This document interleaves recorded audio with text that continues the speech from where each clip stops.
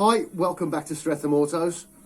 Carrying on with this speed fight, we've now got to deal with these brake calipers because they are in a dire state, and I am strongly suspicious that these calipers are actually seized.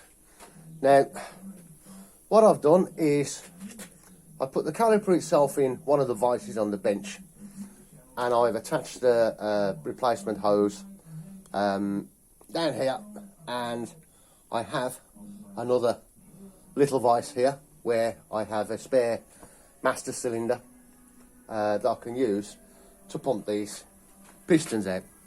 Now, inside of there, it looks a bit dire, so those pistons have got to come out, and the easiest way to do it is literally to pump them out with the force of the brake fluid. So at this moment in time, it doesn't matter that I'm using old brake fluid in here because it's only to push these pistons out. When it comes to putting it on the bike, there'll be new brake fluid, obviously, and new seals and all kinds. So I'll put you down there, and with a bit of luck, what we're going to do now is we are going to start to bleed this caliper as you would normally. So got a bit of clear hose so I can see the fluid coming through. We're going to open the nipple. I've already freed these off, by the way. We'll open the nipple and we'll start to try and put some fluid through there, and we'll close it up, and basically you're just going to use the same bleeding method as you would normally on any other brake system. Okay, that's where you're opening and closing the bleed nipple as you're pumping these things out. Okay, now there is another way you can do this fairly quickly. You could take this bleed nipple out altogether,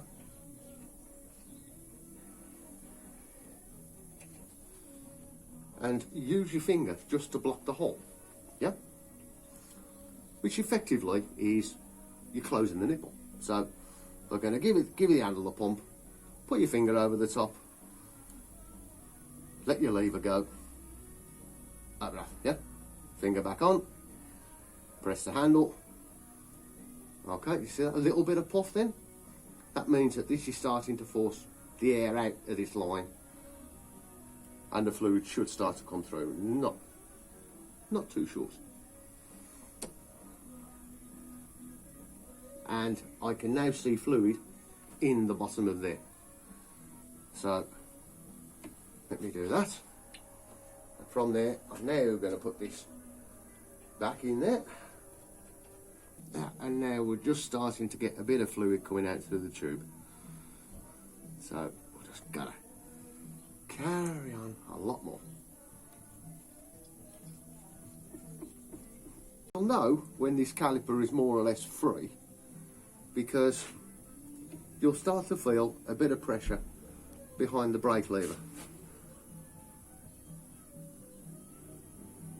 Okay, now what I can show you now is, let me grab the lights.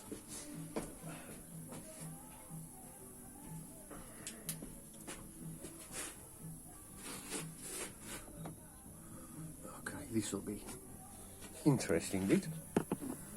Okay, now, can you see inside those pistons? Okay, when I press the lever on this caliper now, you can see one of those pistons starting to move. There you go. Now, this is where we want to get to, yeah? We need these pistons to move.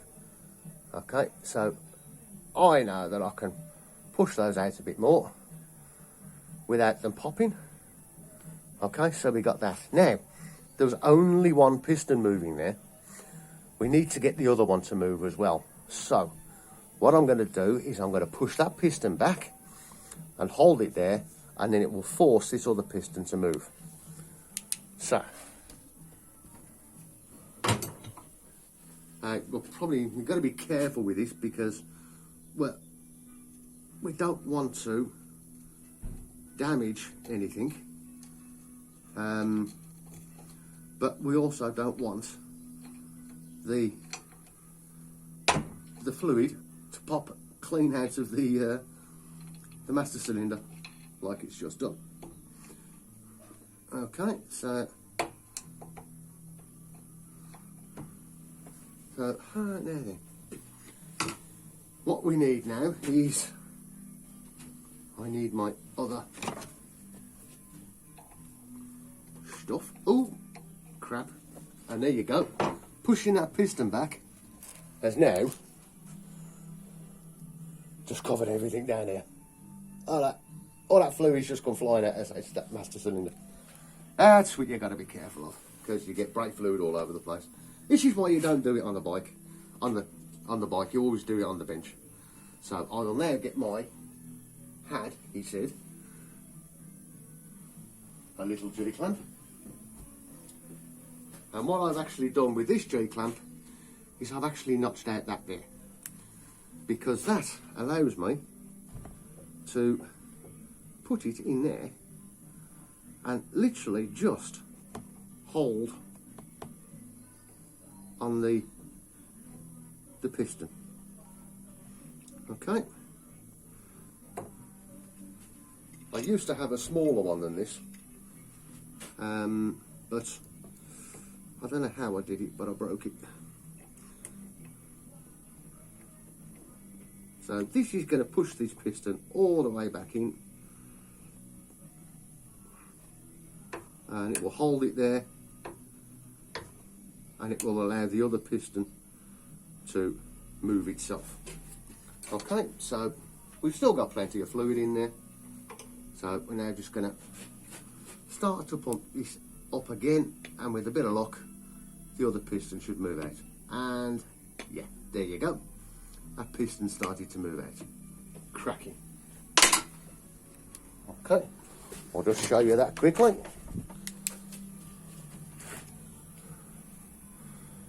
Where are we? Let's get in there. Can we? Yeah. And you see where that other piston now has touched the back of the G-clamp? That means both those pistons are now free. And that's the easiest way to unstick stuck pistons. Now, we'll take that off.